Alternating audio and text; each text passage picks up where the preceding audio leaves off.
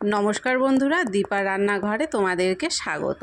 তো চলো আজকে একটা ডিম আর আটা দিয়ে ঝটপট বানিয়ে নিই সুন্দর একটা পিঠার রেসিপি। তো তার জন্য দেখো প্রথমে এখানে একটা বাটিতে আমি একটা ডিম ভেঙে নিলাম। এবার ডিমের মধ্যে আমি দিয়ে দিচ্ছি স্বাদ অনুযায়ী একটু লবণ আর দিয়ে দেবো স্বাদ মতো চিনি। চিনির পরিমাণটা এখানে একটু বেশি দিতে হবে। তারপরে এর মধ্যে দিয়ে দেব একটু সাদা তেল। এবার দেখো চামচের সাহায্যে খুব ভালো করে তেল, লবণ, ডিম আর চিনিটাকে ফেটিয়ে নেব। চিনিটা মোটামুটি গলে যাওয়া পর্যন্ত এখানে দেখো খুব ভালো করে কিন্তু আমি ফেটিয়ে নিয়েছি। এবারে এখানে পর্যাপ্ত পরিমাণে আমি আটা দিয়ে দিলাম। তোমরা চাইলে আটার বদলে কিন্তু এখানে ময়দাও ব্যবহার করতে পারো। তারপরে আমি হাতের সাহায্যে এটাকে মেখে নিচ্ছি। তো একটু টাইম নিয়ে একটু ঘুরিয়ে ঘুরিয়ে মেখে নিলেই কিন্তু দেখবে একটা সুন্দর ডো এখানে তৈরি হয়ে যাচ্ছে। আর তোমাদের যদি পরে আরও একটু দরকার পড়ে সেখানে ক্ষেত্রে পরে আরও একটু আটা তোমরা কিন্তু এখানে ব্যবহার করতে পারো। তো দেখো এটাকে এইভাবে মেখে নিয়ে সুন্দর কিন্তু একটা ডো এখানে আমি তৈরি করে ফেললাম। এখন 5 মিনিট মতো এটাকে রেখে দেব। তো 5 মিনিট পরে আমি ফিরে এলাম। এখন হাতের মধ্যে দেখো আমি একটু তেল লাগিয়ে নিলাম আর আমি নিয়েছি এখানে একটা নতুন চিরুনি পিঠার ডিজাইনগুলো তৈরি করার জন্য।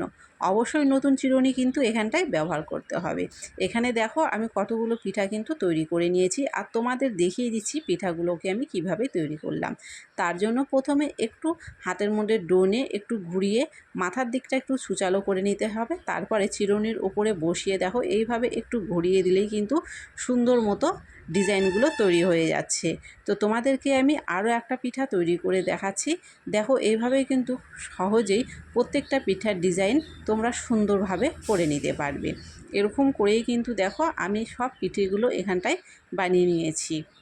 তো সবগুলো পিঠা এখানে আমার বানানো হয়ে গেছে আর সবগুলো কিন্তু দেখো দেখতে কতটা সুন্দর লাগছে। আর এর ভেতর দিকটা ঠিক কিন্তু এরকম হবে, একদম শামুকের মতো। তো চলো এখন এগুলোকে ভেজে নিই। তার জন্য কড়াইতে আমি প্রথমেই দিয়ে দিয়েছি সাদা তেল আর তেলটাকে গরম করে নিয়ে গ্যাসটাকে আমি মিডিয়ামে করে দিয়েছি। এখন এক এক করে পিঠাগুলো এর মধ্যে ছেড়ে দেবো। তারপরে এই গ্যাসের ফ্লেমটাকে একটু লোতে করে দিয়ে একটু টাইম নিয়ে কিন্তু পিঠাগুলোকে ভেজে নেব। তাহলে দেখবে পিঠেগুলো একদম কিন্তু ভেতর থেকে সুন্দরভাবে ভাজা হয়ে যাবে। অবশ্যই গ্যাসের ফ্লেমটাকে লো করে পিঠাগুলো ভাজার চেষ্টা করবে, তাহলে দেখবে পিঠেগুলো ভেতরে ওপরে সমানভাবে ভাজা হয়েছে। তো এইভাবে উল্টে পাল্টে কিন্তু পিঠেগুলোকে ভেজে নেব। আর যেহেতু দেখো ডিম দেওয়া ছিল, ডিম দেওয়ার কারণে কিন্তু পিঠাগুলো অনেকটা পরিমাণে ফুলে গেছে।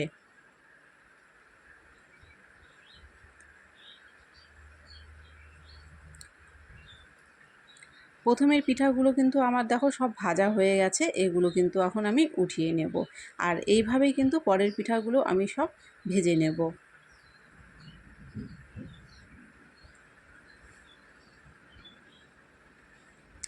এখানে সবগুলো পিঠা কিন্তু আমার তৈরি করা হয়ে গেছে আর আমি নামিয়ে নিয়েছি। আর একটু আমি কিন্তু ডিপ করে ভেজেছি, এতে খেতে কিন্তু একদমই খাস্তা হবে। তো কেমন হয়েছে আজকের রেসিপিটা কমেন্ট করে কিন্তু অবশ্যই জানিও। যদি ভালো লেগে থাকে অবশ্যই লাইক করে থাকো, চ্যানেলটিকে সাবস্ক্রাইব করে দিও আর ভিডিওটাকে শেয়ার করে দিও।